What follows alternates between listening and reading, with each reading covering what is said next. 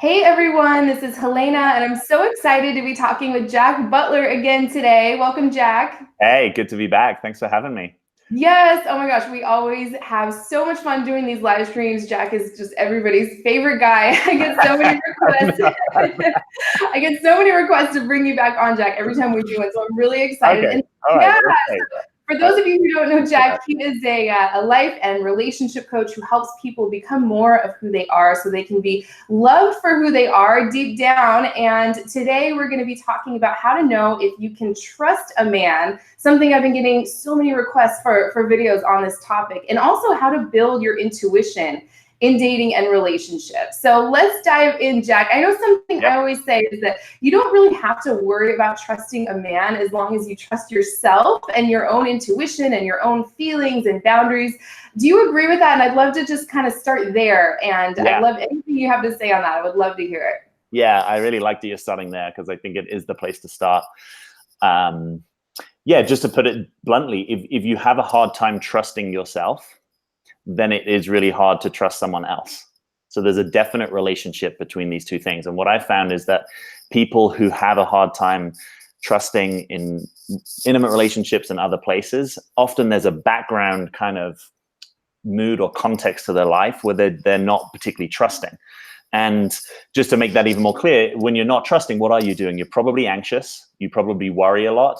And you also, and this one's a little more sneaky, you probably doubt a lot.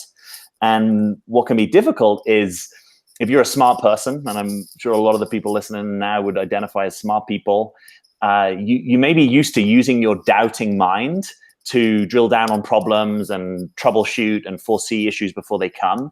And that can be amazing. And if you unconsciously run doubt patterns a lot, it's really hard to trust yourself because it's kind of like you're up here spinning and you're not really in touch with the full information that can be available to you. So the good news is that probably the direction of development for you both in your inner work and in your relationship work might be the same thing, which is to learn how to quieten your mind and drop your attention down into your body and heart more and develop a more trusting relationship with life. Wow. Oh my gosh, that is so powerful. That's totally what I do. You completely just, and I think we can all naturally do this. I think sometimes the smarter you are, the more analytical. It can be easy to go, okay, I want this, and here are all the reasons why it's not going to work out. So I'm just going to shut myself off to it, right? Yep. And so, wow. And I can totally get into this. And I think people who are sort of drawn to this work can be very much that way, get into overthinking, overanalyzing, I totally relate as well. Yeah, totally. Wow. Yeah, I mean, consensus reality or culture at large kind of encourages us to develop that way of being. I think where it's kind of probe reality, think really logically, and those things are gifts. They just need to be deployed in the right context. And when it comes to discerning, like, is this someone that I can lean into? Is this someone that I can rely on? You need to be able to get slow with yourself and present with yourself in order to make good discernments about that. So another way of thinking about have I got trust in my life is to think, how present am I generally? How present am I? Because trust comes from being present in our head center. When our head center isn't present, we worry, doubt, and have fear. And when it's present, it's kind of open and we can receive. And there's a kind of intuition that resides in the body, right? And there's a kind of intuition which is more like a third eye intuition, which is like when your head center's open, you can receive clarity, guidance, and trust, right? Those moments where you're just in the shower and you notice something, you're like, yeah, that just seems true to me. Something just kind of drops in and you're like, you haven't had to think it through. You haven't had to analyze it. It's just kind of landed. It's just been downloaded into you. That's what happens when you're more trusting. You get more of those moments. Oh my gosh, that's so true. And that's just the best feeling ever, is like just clear and knowing not all this noise in your head. Like, yes, totally. Right? Yeah, that's a good thing. It's a bit like, you remember, I don't know, I'm probably older than you, so maybe I remember this more, but like when if you used to have a radio, right, you would be trying to tune it in and it'd be like static, and then you'd find the frequency. That's a little bit like when you're not trusting, there's just all the static, all the noise, and then eventually things just kind of settle and you come to something and it has a bit more of a quiet. It's not necessarily a loud, like, wow, it's more of a, yeah, that just seems right. I get it. And it may not be 100% right or true, but there's a frequency, there's a kind of knowingness, there's an intuitive hit that you get about something. And that's what I'd love to encourage people to develop more and to be curious about developing more. Wow. Oh my gosh. I would love to do a whole series of videos just on that because I need help with that. I think we all do. We all need to support each other. Yeah. Oh my gosh. Thank you guys so much. You're so sweet. Yeah. Queen Introvert has a great question. What are some active ways to develop this trust with life and dropping into your heart? How to tell the difference between your head and your heart, basically. Do you have any tips for how to do this? I'm curious myself. Yeah. So in my language, that would be like the head center and the emotional center. And so the emotional center has more to do with sensitivity and attunement and noticing what you're feeling and noticing what you care about, right? Your heart is really the organ that tells you, like, this is important, I care about it, priorities. So it has more of an affect, right, which is a feeling quality, whereas the head, when it's present, has a bit more of an open, expansive quality. It has more of a kind of a clarity and a knowing. So if you are questioning, like, oh, is this my head talking or is this my heart talking? I would encourage you to put your hand over your heart and to really physiologically stimulate your emotional center. Like, just notice, like, oh, am I in touch with what's going on here? Can I discern in this moment what I'm feeling? Right? That's like the easiest place to go to, is what am I feeling, and to start naming it. Oh, and there's sadness, or oh yeah, I notice I'm really upset, or I'm frustrated, or I'm excited. Those are all heart center qualities. Whereas your head will typically, if you're not present in your head center, you'll be running scenarios about the future. You'll be thinking, oh, this could happen. Oh, that could happen. It tends to be anticipatory. So it's about the future. It's about things that aren't yet here, but you're thinking, oh, am I going to do this? Is he going to say this? Oh, what if this? What if we're going to dinner and then he says this? That's more the quality of the head center when it's not present. It kind of runs away with you. That is so true. Yeah, I know there've been a lot of like studies, and I went back when I was like in grad school, like a decade ago. I remember reading about these studies where they actually, it's an actual scientifically measured thing, your intuition, isn't it? They've done studies with like skin conductance or EEG or electrocardiogram, right, where they find that like the heart is involved actually in processing and decoding intuitive information, right? I don't. Do I have that right? I mean, I'm not deep down in the science of that stuff. I do know that there's been a lot of experiments in what they call precognition, which is to say that there seems to be some kind of awareness that people have that certain things they may know about it before their brain logically processes it. Yes, that's true, and they can test that through things like galvanic, skin response. How much you're sweating, but that hasn't really been deep in my studies. What I know is a little bit more based upon the practice of doing this, of really noticing and getting an easier handle on noticing when I'm present and when I'm not present. And for me, because I am, to go enneagrammatic, to go into the Enneagram for a little bit, because I am a head type, the place that I lose presence is mostly in my head center. So it's like I start to worry, I start to feel stressed about something that's not even here. And that's a good sign for me to be like, okay, let me just take a few moments and drop back in. And do I need to know this right now? What would it take just to trust that things are going to unfold, and they'll unfold one way or the other?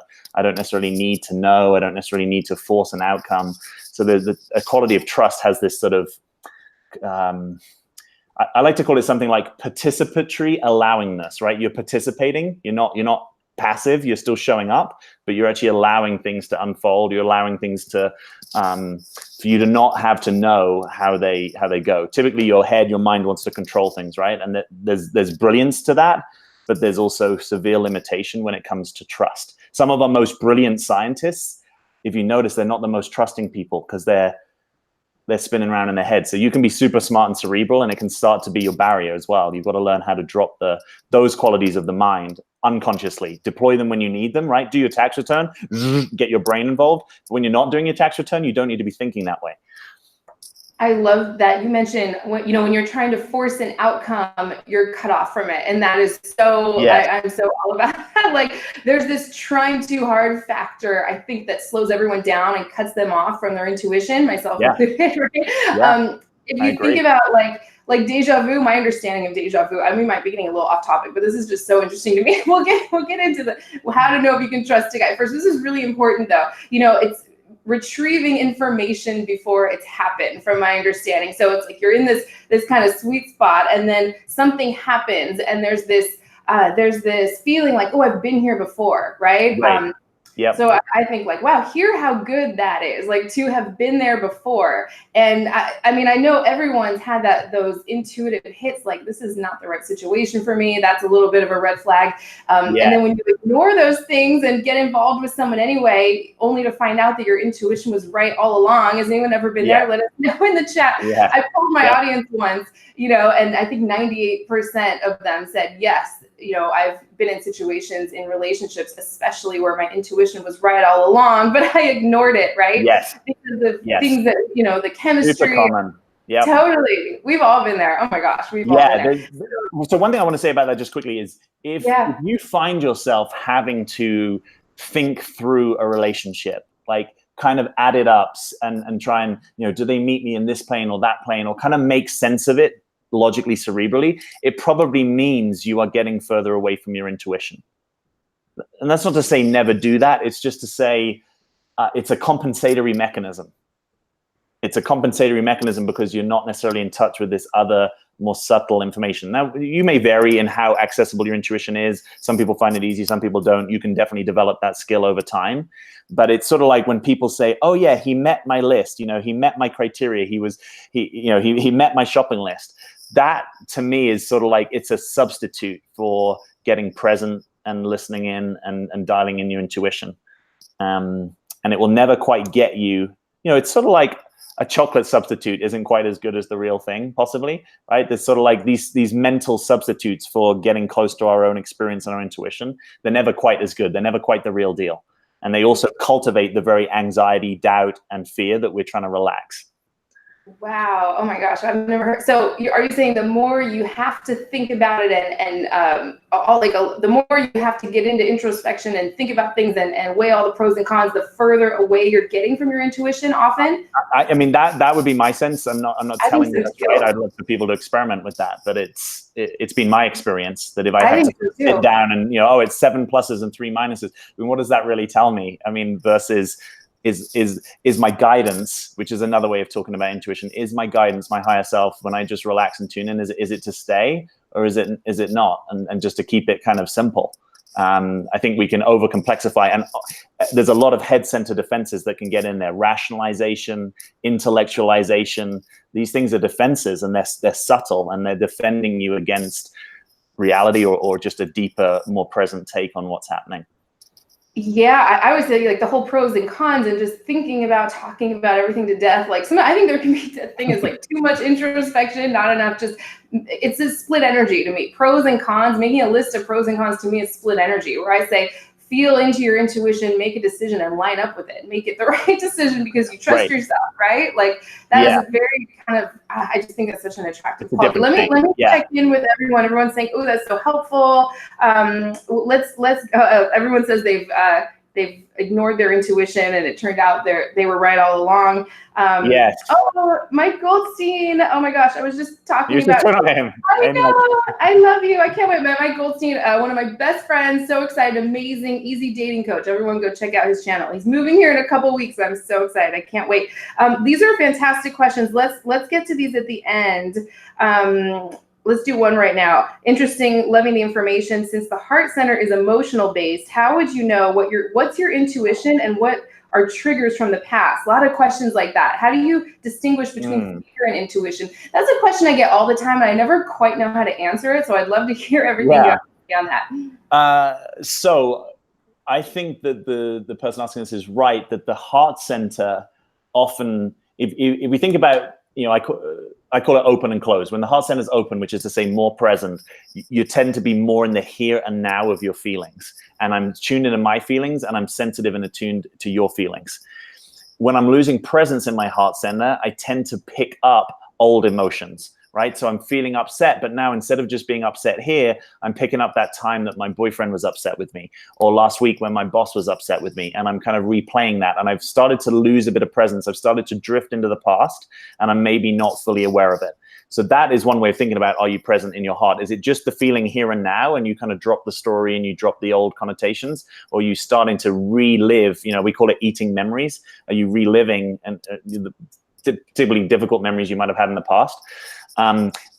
My experience, intuition has a quieter quality. It's different than emotional aliveness or reactivity. It's a bit more of a It's a bit more of a, I don't even know why that would be true, but it just lands in my system as kind of true. Or I just have a sort of knowing, I have a kind of a gut feel. Particularly bodily intuition lands as that just like, yep, I just kind of have a sense. And it's not to say that your intuition is always 100% on, right? Because like the way I would think of it is we get information from each of our centers and we want all of them open and talking to us. That's like a good human system working. But if you aren't accessing your intuition, it's like you're missing a big part of the puzzle, right? So sometimes people need to learn to balance intuitions with a little bit of like, oh, let me see how I feel about that, or let me bounce that off someone. But for most of us, most of the time, our intuitions, we're not accessing them, we're not trusting them, and at large, culture isn't supporting us to do that.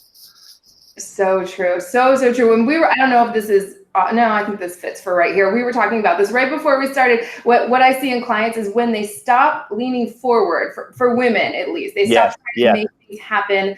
They stop trying to steer things in a certain direction. First thing that happens, their perception clears up, their intuition kicks in, and they really see this man and this situation for what it really is. Because when you're leaning forward, you're up in your head, you're overthinking, overanalyzing, trying to like make things turn out the way you want it to, rather than leaning back and just like seeing what this guy does. Like how is he showing up? What is he saying to you? What is he doing? And it just totally, it's getting out of your head and into your body, into that heart center where you can really feel like, is this a good situation for me or not? And it's the choice is so much more obvious when you're leaning back and just allowing the man to show you who he is and what he's doing. So and reveal his true colors. Yeah, absolutely. Okay, great questions in the chat. We'll get to as many of those as we can, probably towards the end. Do you want to move into like how to actually know if you can trust a man? All starts with trusting yourself first. I love everything you said about that. Now, how do you know if you can trust a man? Lots of questions in the chat right now about that too. Yeah. So first thing I want to say about that is you don't want to be too fast and you don't want to be too slow. Right. So you don't want to be too fast to trust someone, right? That there's an appropriate developing of trust that happens over time based upon the data that you're receiving, right? Does he do what he says he's going to do? So you don't want to be like, oh yeah, I met him last week and I already really trust him. Occasionally you might just get this kind of soulmate deep knowing where that seems kind of accessible. Okay, that's fine. That's not super common, but that can happen. But you also don't want to spend too long, like, oh, I've known this guy for 3 years and I still don't trust him. There's kind of like over a period of time, does the picture build up? Not the picture that you want to have happen based on fantasy and expectation, but based upon a little bit of objectivity about what is actually happening. Is he consistent? Is he consistent in some kind of initiation, right? There can be a big spectrum of what that is, but is there that kind of dynamic going on? Does he have integrity? Do other men find him to have integrity? Right? Do other people respect and trust him? Is there a way that as your relationship deepens, you can start to relax and have him take more of the lead? Like, can you surrender into his direction? And again, that's like not just a one-time gig. That's a kind of over a period of time. Is that happening for you? When you table, if he's not tabling them, the conscious conversations, right? When you're like, hey, I want to check in, like, kind of, where are we? Who are we to each other? What's your intention? What do you want for your dating? How able is he to kind of reveal what's going on? I think there are a couple of guys that often confuse women. I think one is the guy who is sort of generally a trustworthy guy, but is a little wounded in his masculine and finds it hard to tell the absolute truth. Right? So there's a little bit of like caretaking or not want to hurt you. And so sometimes you can be confused by that guy because he's in his heart, he cares, but there's a way that he's not bringing the full truth to the table, right? And then I think there's another type of guy that can confuse women where it's like, actually, he's just not available for a relationship. So you're trying to build something on a foundation that doesn't really exist. And that can start to play with your trust because you're like, well, he's a good guy and he might be a good guy, but being a good guy and a trustworthy guy and also being available for a relationship are two different things. So you have to kind of distinguish, oh, is he actually available for me to deepen into some kind of trust with him? And as guys, I don't think we're very good sometimes I think if you ask us directly, we'll do our best to be honest, and we probably will be somewhat honest, but there's also not that much awareness amongst guys about their availability sometimes, or you might not be willing to hear it.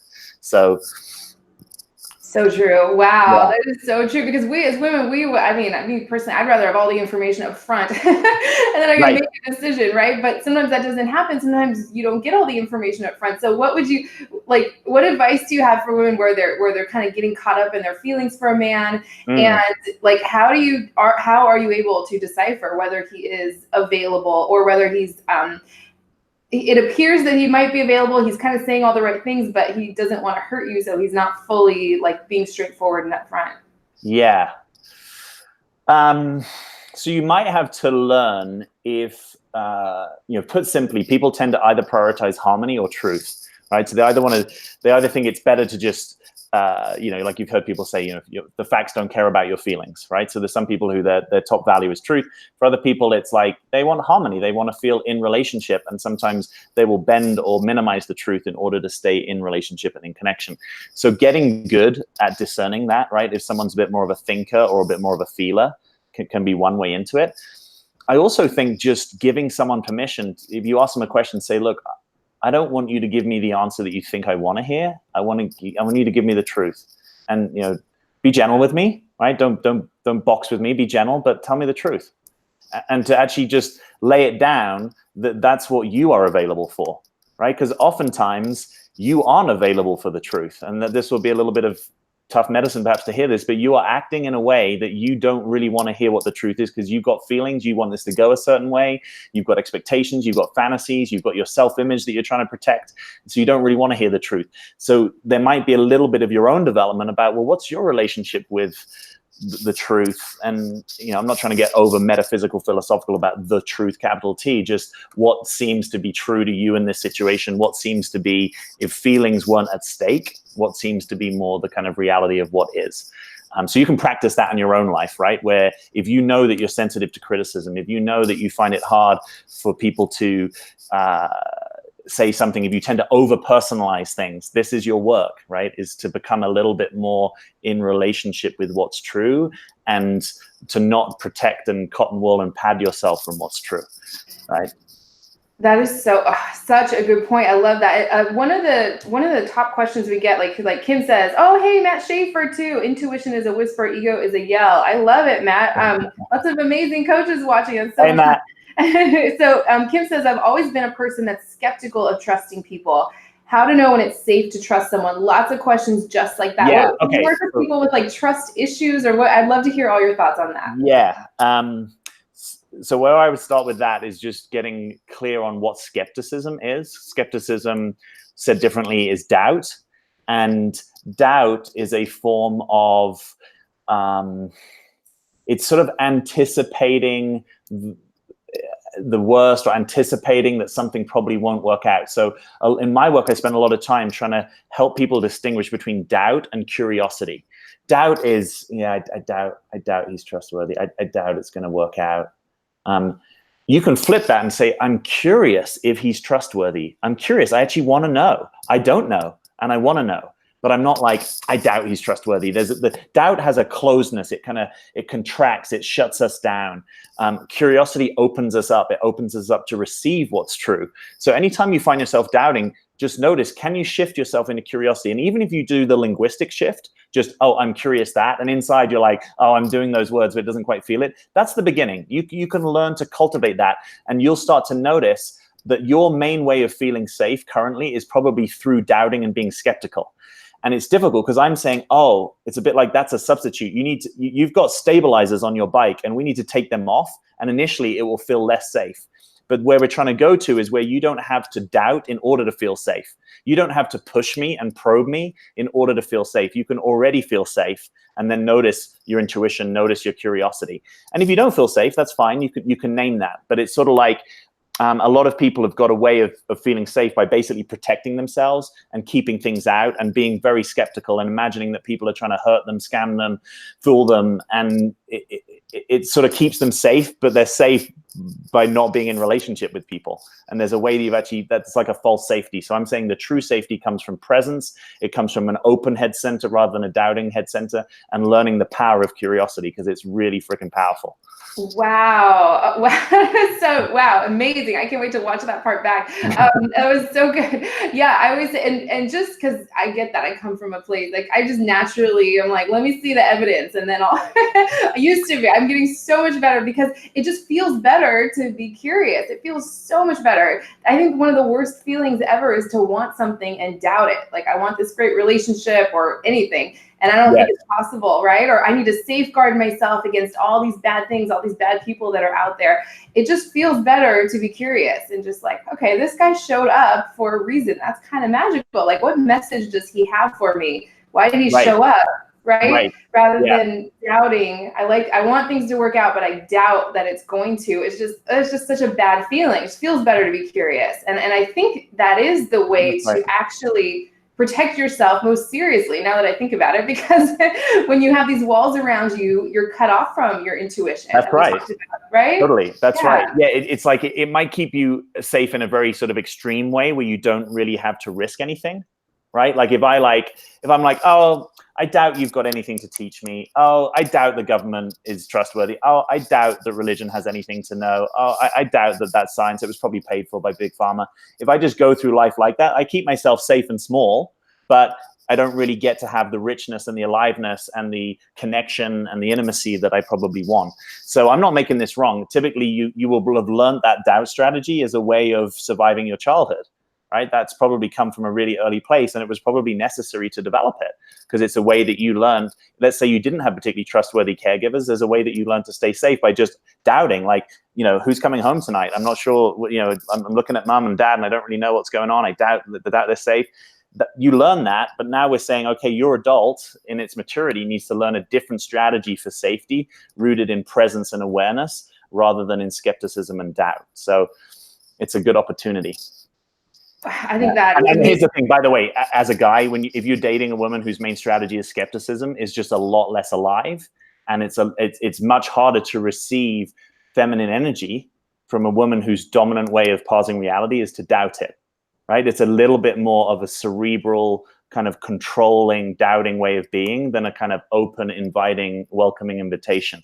So that will be hurting your dating. I'm sorry to sort of bear bad news, but that's the upside, is that if you learn to doubt less, you might actually enjoy dating, whether it goes anywhere or not, right? The people that I find who are like, oh, dating, oh, it's such a, I hate it. And there's all these like losers and bad people and scammers. It's like, yeah, your doubt is probably helping invite that a little bit, and you might want to try something else.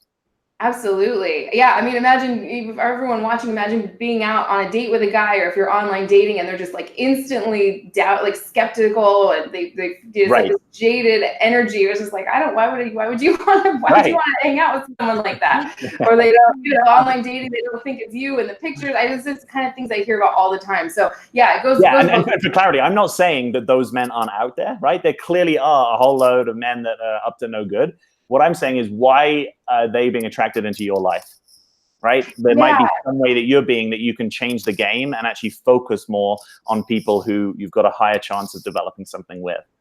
That's such a good point, because it's like, yeah, of course there's untrustworthy men out there, but there's also so many amazing guys. There's so many amazing guys. If I could just drill that into everybody's consciousness, there are so many great guys out there that would just be thrilled to like just be in a relationship with you. And wow, but are you attracting those guys, or are you attracting men who you can't trust because you feel you have to safeguard yourself around? Now you have all this energy. I can't trust men. I can't trust the world. And that's what you end up attracting. Right? Yeah. And here's the other kicker that could happen here is that if a guy rightly discerns that you have a hard time trusting, there may be a way that a certain amount of his attention is mobilized into proving somewhat that he is a trustworthy guy, right? To sort of get you to relax, to get you to trust. Now, that may be something very different than he wants the long-term committed relationship with you, right? So you see that this is where the trust gets annihilated for people, because they were like, well, I didn't trust him. Then I eventually opened up, and guess what? He ran a mile, and it's super confusing. But I'm trying to break that down for you to say, if he's got to mobilize a lot of his attention to actually just having a relaxed, trusting presence with you, he's trying to sort of discern, is there one in there that would trust me? What would that feel like? And he might be trying to get that data before he's actually available to fully commit to something. So you may just need to be hip to that. Does that make sense what I'm saying? That I think, yeah, that's a good point. Are you saying, I really like that. It's almost like you can't even, if you don't trust a guy, you obviously, once you get to know him a little bit, you can't even really see who he is, because if he's trying to push the weight of your accusations off of him constantly, that's not him being who he is, right? Right.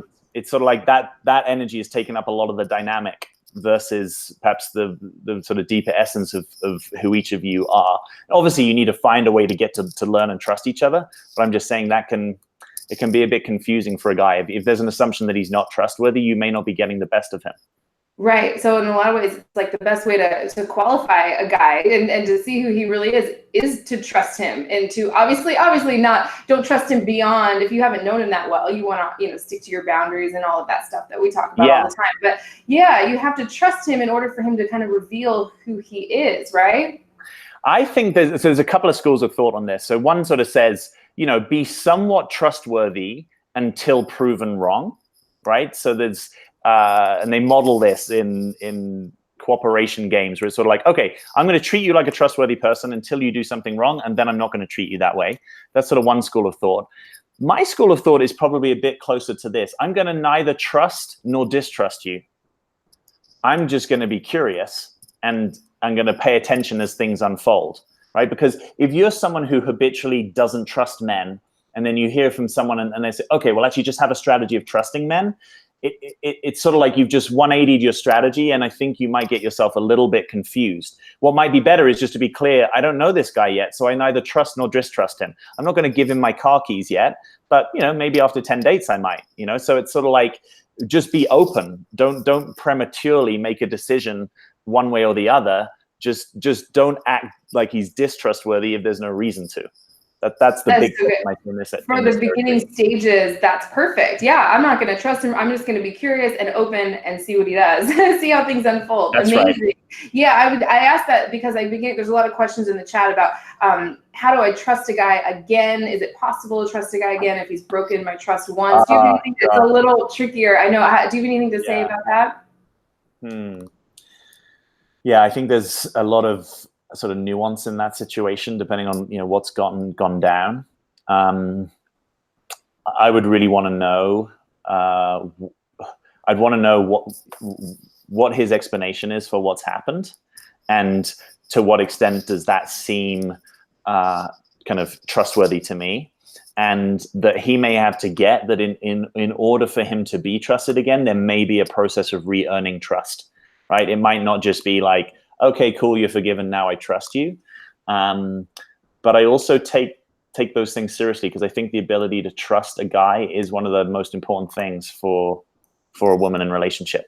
So if he's got a pattern of untrustworthy behavior, or if other people perceive him to be an untrustworthy guy, I think they are important things to work out. Sometimes a guy needs to go away and basically get his shit together, right? And learn how to be a trustworthy guy, because he's actually not good at speaking his truth, or knowing his truth, or following through, right? Some guys talk a great game, but they don't deliver a great game. Some guys have a really high self-image, but it's a bit distorted from the reality.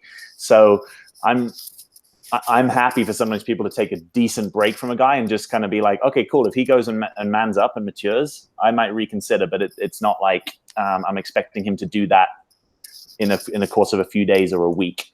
So I just want to say I feel for you. Like, if you've been betrayed by a guy, that's just really tough, and he may not deserve to get that back. It's a bit of a tough one.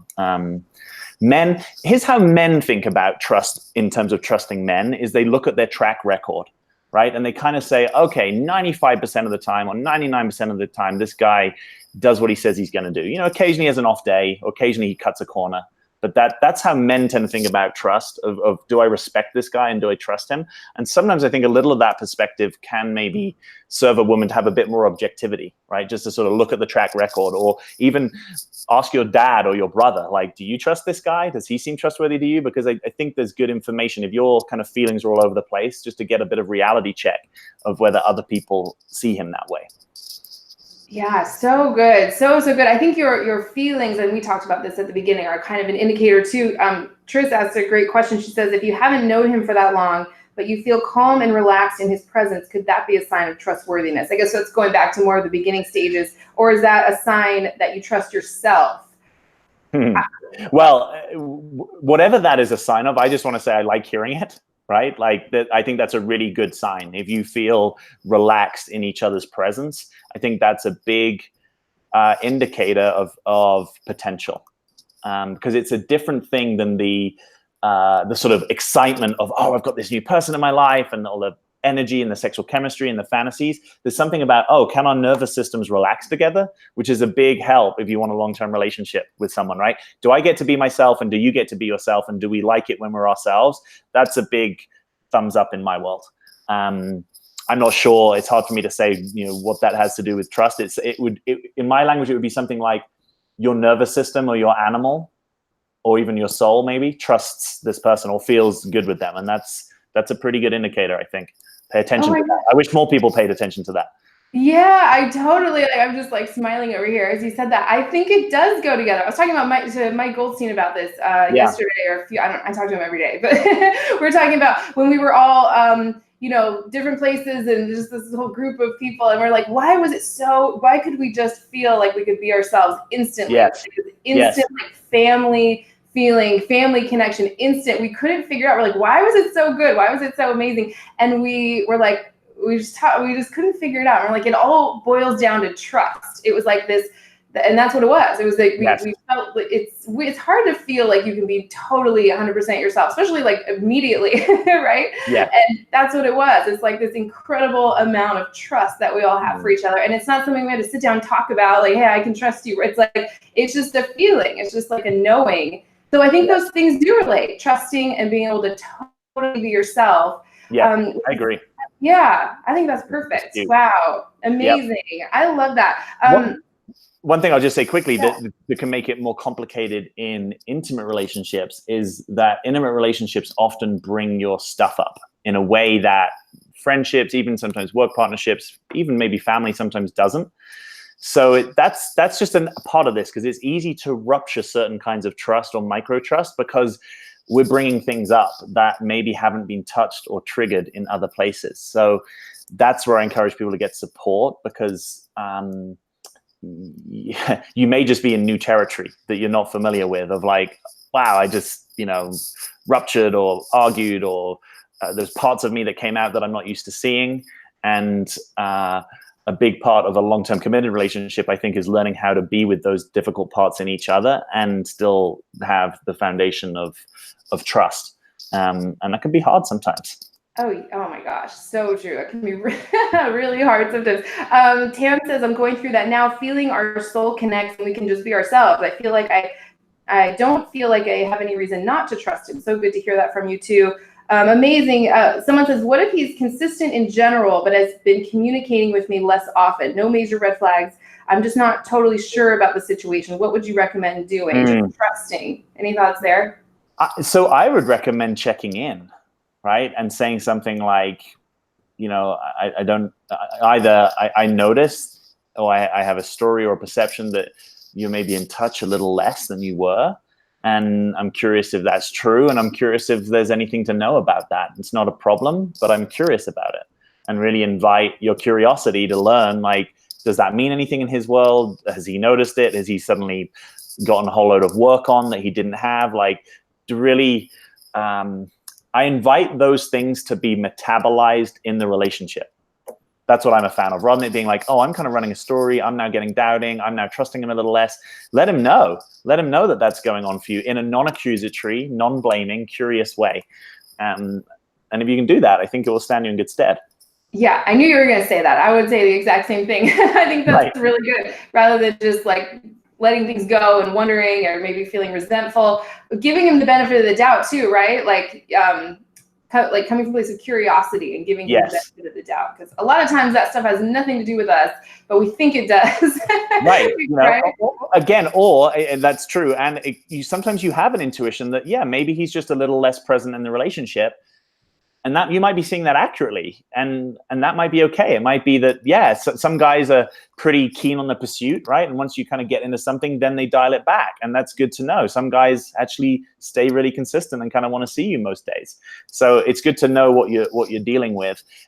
Anytime you have something going on that you're leaving out, there's a risk that you might be creating kind of unnecessary distance, or you might be making assumptions about his world. And I'm a fan of make the fewest assumptions possible about his world.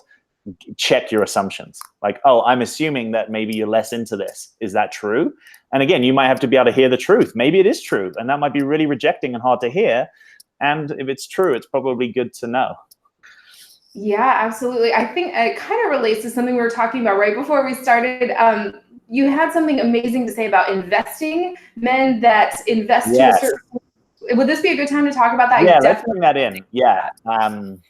So what I was talking about was distinguishing that there is a certain type of guy whose orientation to relationship is a bit like researching a new business, which is to say he might be really keen to research this new business, but it doesn't mean he's going to launch it. Right? But he might be putting all sorts of time and attention into researching it in the same way that he might be putting all sorts of time and attention into you and getting to know you. But he's waiting, even if he doesn't know this consciously, he's waiting for a decision threshold that he hasn't gotten through yet. He's waiting for a point in the future where he's amassed enough experience and evidence to know, is this something that I want to commit to? But your investment strategy might be that you like to kind of pretty quickly decide on the front end, is this something that's worth investing in? And I've seen that confusion where basically the woman is assuming that he has a similar investment strategy than her. And she's like, wow, well, if I was putting all this time into a relationship, I would be invested and I would be committed. And then one day he turns around and says, you know what? I don't want to be with you. And she's super confused and devastated. And it's because there wasn't a clarity that we have different types of investment strategy. And you don't want to overassume that the dude is doing it like you. So if you notice him investing a lot of time, you could at some point say, hey, I noticed you're investing a lot of time in this relationship. What does that mean to you? Right? Invite him to reveal his world to you, rather than perhaps assuming that he's more committed than he is, until he's actually making a commitment, like, either the serious stuff like we're moving in or getting married, or the like, yeah, I definitively want you to be my girlfriend. I want us to be exclusive. I want us to be monogamous. I wouldn't be making too many assumptions about that. And I know in the past, I think sometimes I've been confused. I've made people confused for that similar thing where it's like, this is really great. There's lots of energy. And then at a certain point, I get a bit more present. I realize, we don't really just relax very well together. We don't find it that easy just to kind of hang out and be ourselves. But it took a lot of excavation to realize that. And so basically don't make any assumptions that haven't been fully communicated in a shared reality, you and him. That's amazing. I'm just checking in to see how that lands with everyone, because when you said that before, it's like, wow, it's so true. Like a lot of times we take these things that happen early on to mean like, oh, he's investing and here's what that means to me. So we assume that he has the same, what would you call it, investment strategy? Yeah. I love it. Which, and by the way, probably an even truer way of saying this would be unconscious investment strategy. He may not be able to articulate to you that that's how he rolls, but that may be how he rolls. So he may think, I'm really into this. I'm really into this. He may be projecting into the future of like, wow, we could be this and we could be that. But he actually hasn't passed through a threshold yet that he's not fully aware of it. So, that's all about not rushing things and not prematurely making decisions, and giving it time to settle down. When a relationship is really good, it doesn't need too much projection about what it could be. It just already is. You've probably heard this before. You want to date in the present, not the past, not, because I've had this before where it's like, we started really well and I want to get back to it. That's a problem. Or, what could we be? What could I make him? That's also a problem. Better just to be as much as you can in the here and now and the unfolding of what actually is here. But I also just apologize. I think sometimes that type of guy is quite confusing and he doesn't even know he is. And you may need to be with him for several months before you actually can discern what level of commitment he's available for. So true. Gosh, it's so true. Love it. Yeah. I'm just checking in with the chat. Jennifer says, oh yeah, go ahead. I was going to say there's one other type of guy that just comes to mind. I just kind of discerned this the other day. I started calling him the emotionally available, unavailable guy. I don't know if you've come across this, but this is a guy who's touchy-feely, good with emotions, cares, sensitive, can talk to you. Kind of the kind of guy that often women struggle to find, right? Where they're like, I want a guy that just kind of gets me and can read me and is on my level and understands and can talk emotions. And they're like, wow, this guy's really cool. The challenge is he's emotionally available, but he's not really available to be in a relationship. And he doesn't maybe know that, or you don't know that. So you might have had this experience. I'm just kind of throwing it out there in case anyone has, or in case they can kind of track this for the future, that the way that someone connects with their heart to you is like a different thing than are they available for a long-term partnership. And they may need that articulated. Sometimes really emotionally available guys don't have their stuff together in a way that allows them to be available to actually be in a committed partnership with you, right? They're sort of running around doing a lot of relating with women, but maybe their kind of foundation, their career, their mission is not really on song, or maybe it is, but that can be really confusing, I think, to women, because they're like, he connected with me in a way that no man ever has. And here's the problem, he's not available for partnership. So that's really annoying for you, but you might want to be with the reality of it rather than invest and get badly hurt. That is so true. And those are the guys that we get hooked on, right? Because it's right, just so totally. incredible. Yeah, a lot of times. To talk to, it's like, wow. And particularly, I think you're most vulnerable to this if you've been with not that, right? So if you've had a bad experience with a guy that you just was shut down, couldn't connect with you, couldn't be in his heart, couldn't deal with you and your emotions, and then so you've had that bad experience, then sometimes the pendulum swings, right? Where you go the other way and you're like, God, this guy, he's so available, he's so easy, blah, blah, and you might just be missing the, what's he actually available for? What's he actually available for? And that's such a powerful question. And I would ask that question more than once. I would ask it as upfront as you can, and I would keep asking it as you get more information and inviting him to reflect to you what his experience is and how it's developing. Because sometimes as guys, we're not good at noticing, particularly if you're the kind of guy that thinks of yourself as a good partner, and you kind of are, right? You've got a lot that you would bring to a partnership, but this isn't the time. So the right guy at the wrong time isn't the right guy. He's the wrong guy. And that, I think, can be hard for people. If they're like, well, he'd be a great dad, he'd be a great provider, he'd be a great husband, everyone loves him. But it's like, if he's not in the stage of life or his masculine development where he's available for partnership, that's hard, but he's not the right guy. Maybe he will be a year down the line. Maybe you let it go and something else comes back in. That's possible. But you can't make these things what they're not, you know, and you can't make a guy available for something that he's not. It just doesn't work in my experience.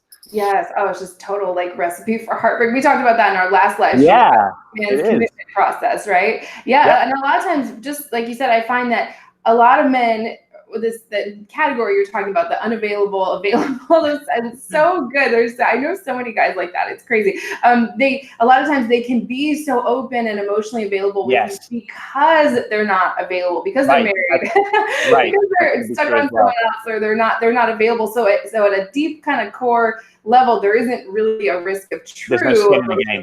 Exactly. I think so you got to be careful for those. Yeah. Wow. Oh my gosh. Yeah. So let's see. Wow. That is so helpful. Diane says, I think watching a man's actions over time and aligning it with deep gut feelings can give us clarity about men. I like that a lot. I do too. Amazing. Yeah. Ileana asks, how do you know what's your intuition versus overthinking and pushing people away due to limited beliefs? Got a lot of questions like that. Yeah. So again, I would go to this. I think the intuition often has a quieter feel to it. It's sort of like a, oh, huh, aha, yes. And it probably doesn't have a quality of contraction, right? It probably has a quality of okayness or openness. Whereas I think the other side of things where you might be overthinking or pushing away, overthinking is fear, right? Overthinking is, I'm racing, I'm moving quite fast. I think intuition can come in fast, but I think it often has a softer landing. Part of this is, if you just take men out of it, it's also just noticing, can you tell when your mind is racing? Can you tell when you're overthinking things? Can you tell when you're putting a lot of attention into a scenario that's not actually in front of you. It's an imagination or a thing that you think could go wrong, right? Rather than a thing that actually is going wrong. And just getting clear about that. Is this right in front of you? Or is it that your mind is taking you to another place and you're starting to think about this weekend and some problem that could happen? That's when you're overthinking it. And you have to be brutally honest with yourself. If you've got a tendency to overthink, you've probably just got a tendency to overthink. So you need to really practice more than most of us putting your attention in your body and in your heart center. You go to yoga, meditate, get massage, do body work, dance, any of the things that put more attention into your body so that you know what embodied awareness feels like, and you can distinguish embodied awareness from an overthinking, racing mind. Once you can distinguish that, then it would be like me pointing at something and being like, that's a guitar and that's a violin, right? You can just point into your own experience and be like, yeah, I'm spinning out. I'm out for lunch. I'm looping. And you don't have to be critical. Just notice that's what it is. And when you're looping, you don't want to be making decisions from that place. When you lose presence, the job is not to answer all the questions that your mind throws at you. Your job is to come back into presence. So it's actually drop all those questions and trust that those questions can be answered in the fullness of the unfolding of your life, rather than your mind has to get an answer to them. And that takes practice. And for most of us, we'll drift and we'll get, I'm a bit mindy, and then we'll remember, actually, I don't need to solve all those problems. I can relax and let it flow. I like that. It's like come back to center and then listen to your intuition, right? Then follow your impulse, then make a decision. Then, like I always say that, align back with yourself or with your soul or however you want, your feminine energy and all that. Totally. And then respond to your intuition. Then listen. I think that's right. Yeah. I think the challenge, I don't know if anyone's like me in this, but those problems can sometimes seem so acute that it's like, I can't be present right now. I've got this big problem that if I don't solve it, I'm going to die, or I'm going to be broke, or something really bad is going to happen.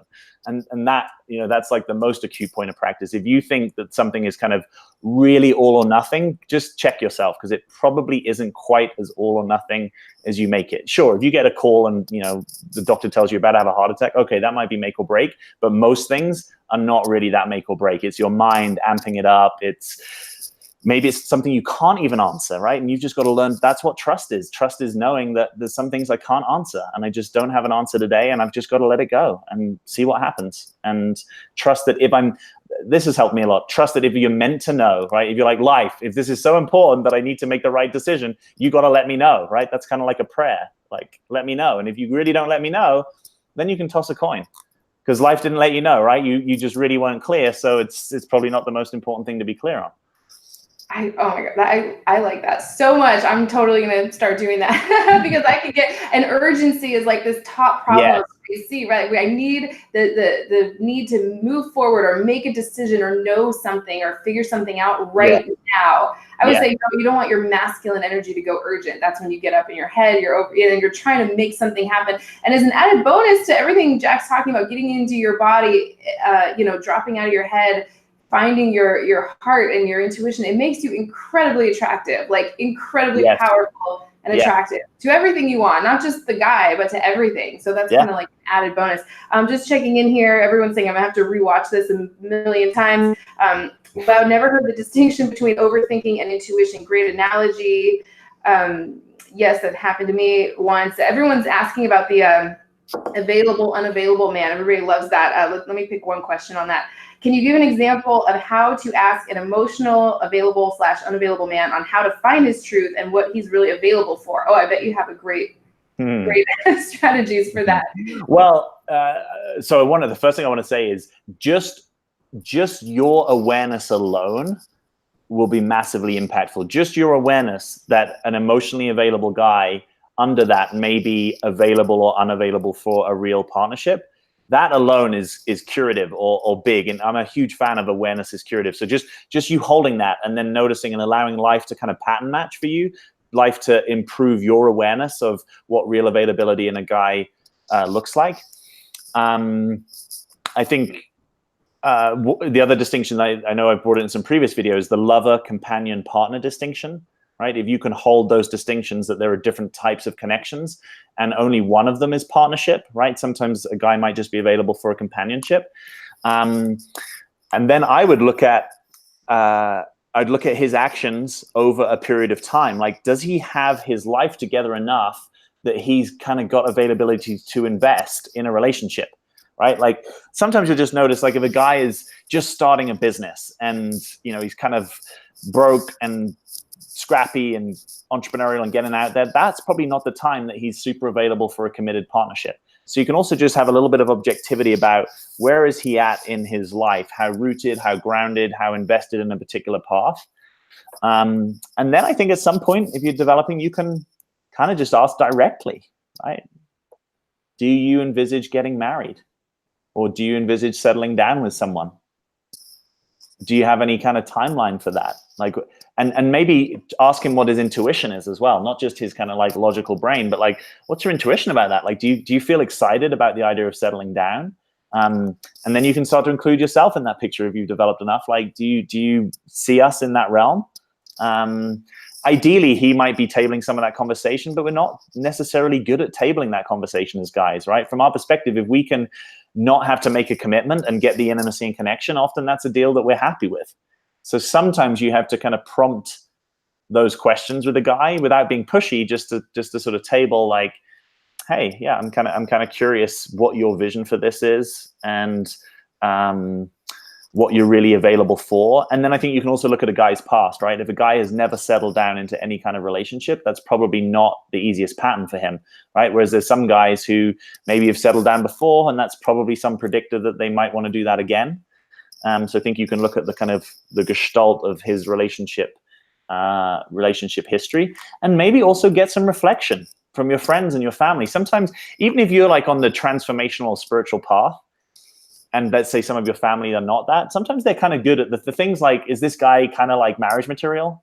I sometimes think that the people that have known you for a long time can be quite helpful in those sorts of conversations. But don't be afraid of having the real conversation. If the real conversation turns him away, then you just got your answer. All right. If you ask him like, hey, do you ever think about the possibility of getting married? And he runs a mile, it's like, okay, that's good data, you know? I think that's it. Yeah, he's not your guy. How would the right guy for you possibly want to risk losing you or jeopardizing his opportunity to be with you? If you ask him something like that, the right guy is going to go, absolutely, I want those things, right? And eventually he's going to want them with you. Obviously, you wouldn't be asking this like on the first date, but right.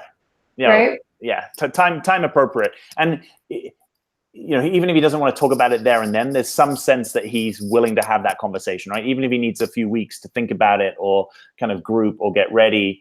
And particularly if you can ask him from the part of you that's not fearful, right? Because that's sometimes where people, I think they slip up in this conversation, is the fearful part of them talks and then they get a response from the guy starts to feel pushed or flustered. And so they're not getting the true answer, right? They're getting the, oh, you pushed me and now I feel like you're pushing me into commitment. And they can sometimes engage that part of him rather than the more like, can we talk about this with a little bit more openness and curiosity, and that it doesn't have to go a certain way? And I know that's hard because you probably at a certain point, you really want it to go a certain way. So I realize I'm asking something that can be hard, but I'm inviting you to notice.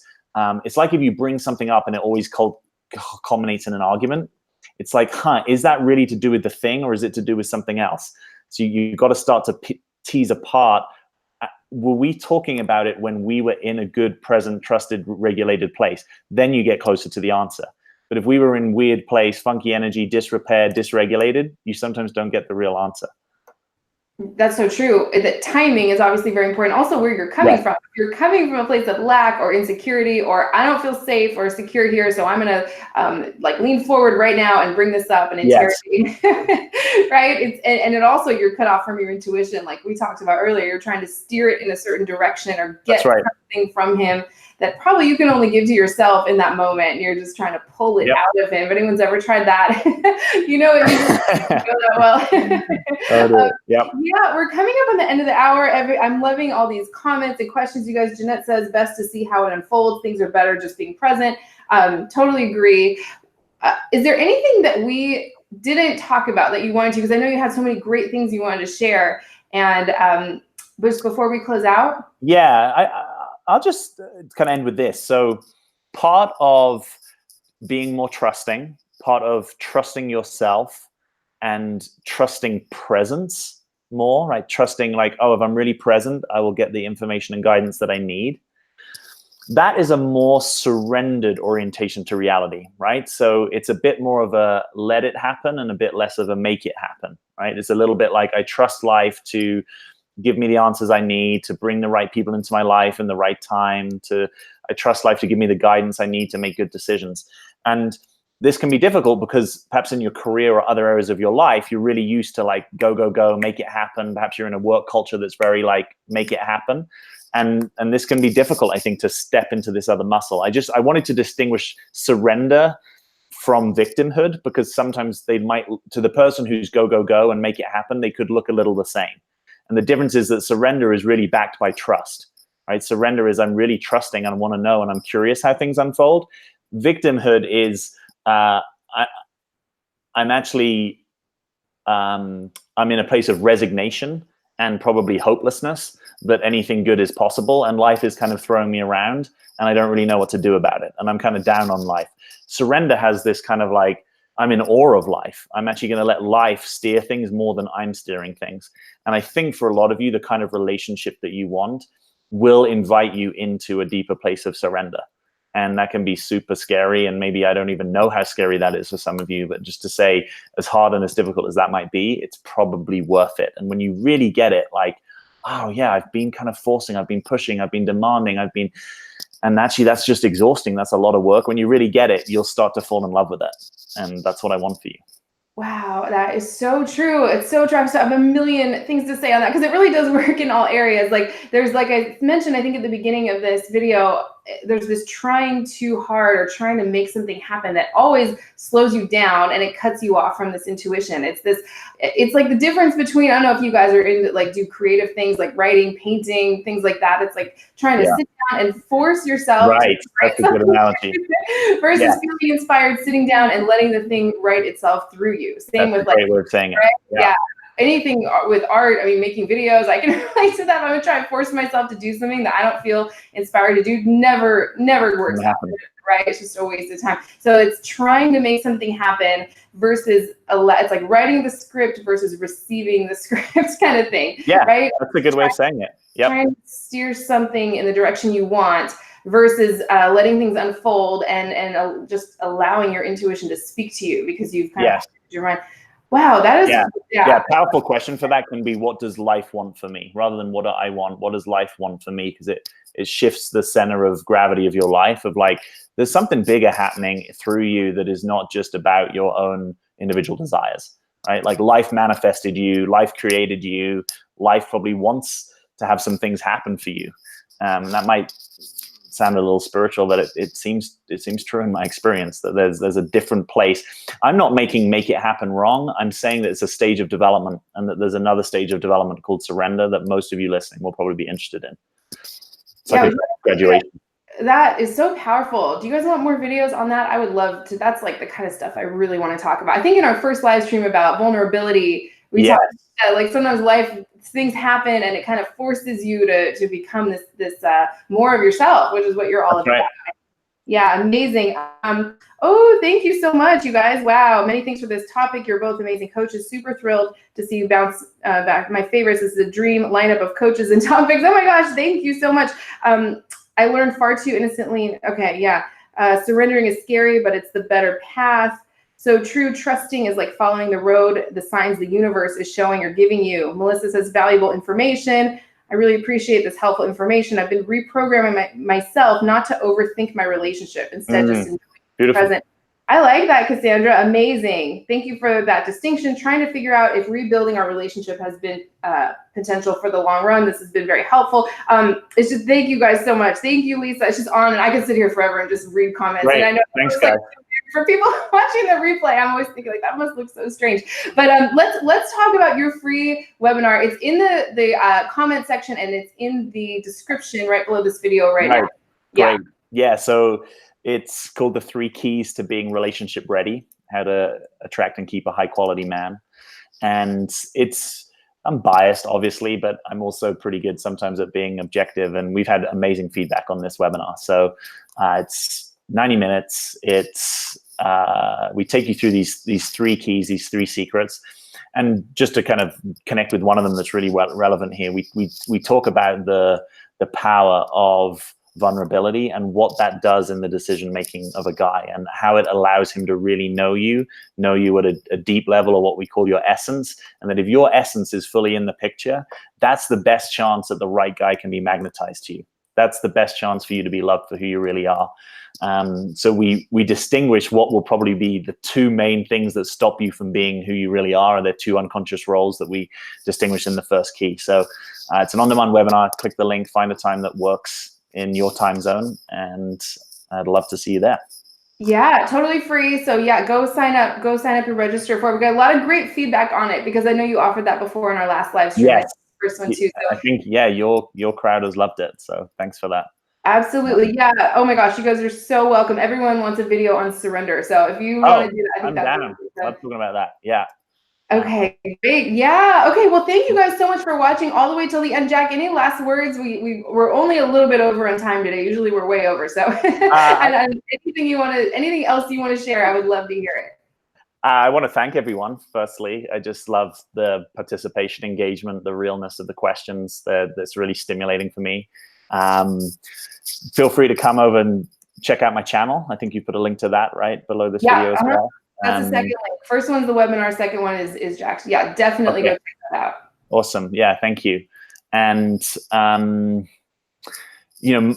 just to loop it back, perhaps fully to where we started talking about trust. My desire for you is that you get an experience, a taste of what in the fancy world we call non-conceptual trust, and it basically just means an embodied experience of trust, where it's sort of like, I trust because I notice how present I am. And my trust is not contingent upon, I think a certain way. It's not contingent upon the external reality in the same way. There's a sort of like, I get that, when I'm really present in my body, life just feels a little easier. Life just feels a bit more trusting.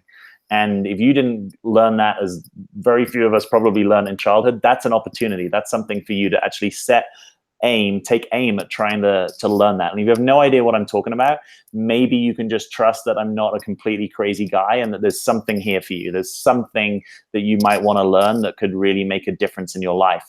And it's not just relationships, it's all your life, right? Your core relationship with life, when you're just walking around, how safe and trusting you feel, that is something that you can change with practice. And it's worth it, because it's like the foundation upon which life happens, in my experience. So. Amazing. Wow, I love everything you said. So true too. Yeah, everything. It's just so right on. It's totally resonating with everyone. I can't wait for you to go read all the amazing. Awesome. Yeah, I'm down. Thank you guys so much for staying all the way till the end. We'll definitely got to bring Jack back on again soon. We'll talk about surrender, talk about anything. If you guys have more requests for videos, I get requests for videos with you specifically, Jack, all the time. So okay, great. I want to hear about. Thanks, guys. Thank you so much. Great. Have a great rest of the day. And Jack, thank you again. We'll definitely do this again soon. You're so welcome. Thank you. And thanks, guys.